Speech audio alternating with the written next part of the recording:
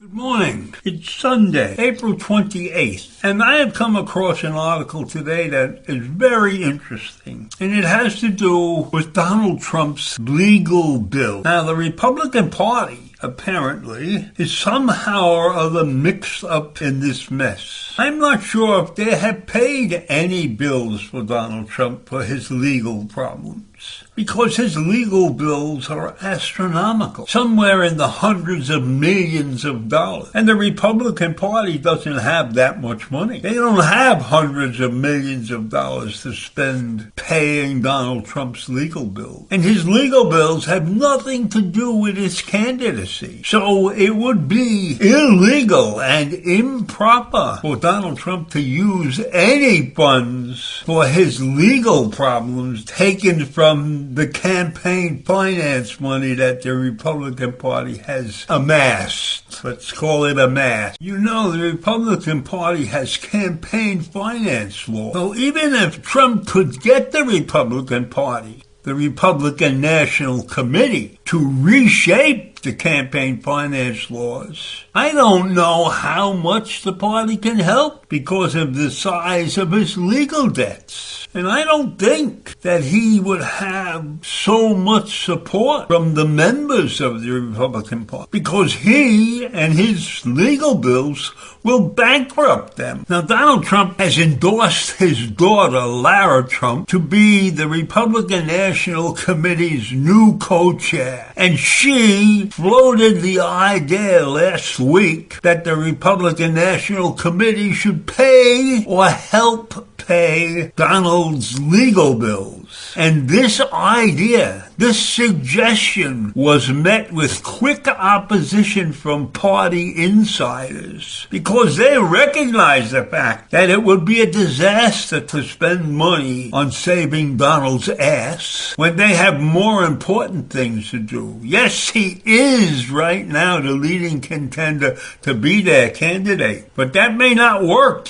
And why? Why would they want to spend money on his legal bills when much of the action that he is being prosecuted for has nothing to do with working for the Republican National Party? So I don't think that the drafters, the men who drew up the Federal Election Campaign Act, ever thought there would be a situation where a national party committee might be asked to pay hundreds of millions of dollars to satisfy a candidate's legal debts. That's insanity. No right-thinking political party would ever do that. And let me tell you something. The Republican Party doesn't have that much cash. They've only got about $8 million.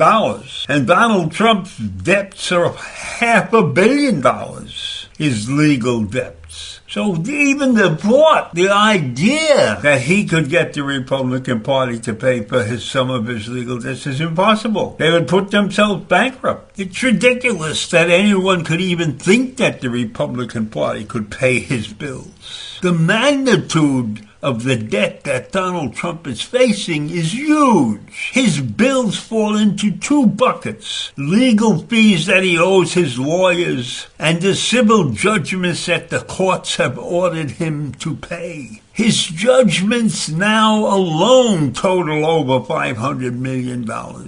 After massive verdicts in the business fraud case brought by the New York Attorney General and a defamation case that was won by the writer E. Jean Carroll. So how do anybody in their right mind think that the Republican Party has $500 million to spend on a candidate who might lose the election. It's not like they're going to back a sure 100% winner. Now, Trump has relied heavily on his political operation, especially his leadership PAC, Save America. That's the name of his PAC. And they have helped his legal defense to the tune of over $50 million just last year.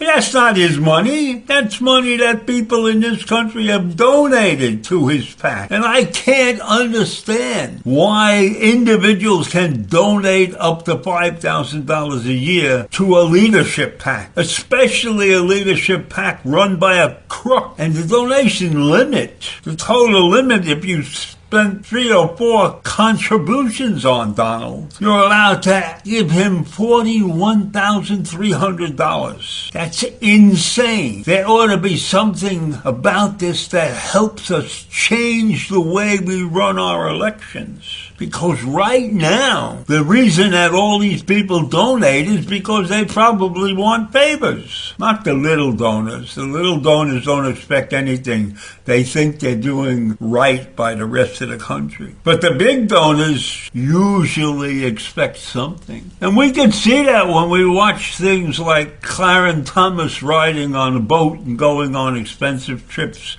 free trips. Now, he's not a candidate. He's only a Supreme Court justice. But you can see all the activities that money causes. And the party can't afford to make any kind of dent, as I shall call it, a meaningful dent in Trump's bills, because they don't have any money. Right now, a senior advisor to Trump's campaign, who Trump himself endorsed as the chief operating officer of the RNC, has repeatedly said the committee won't pay Trump's legal bills.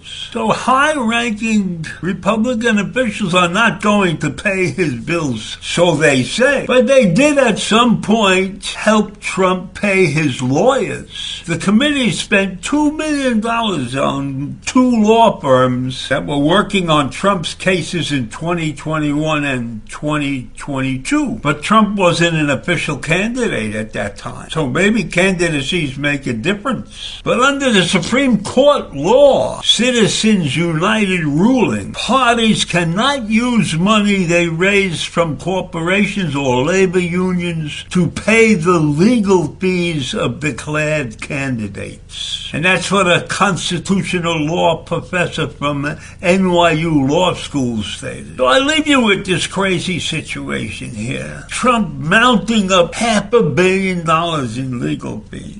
And we, the citizens of the United States, have to watch out that he doesn't get that money from our campaign contributions.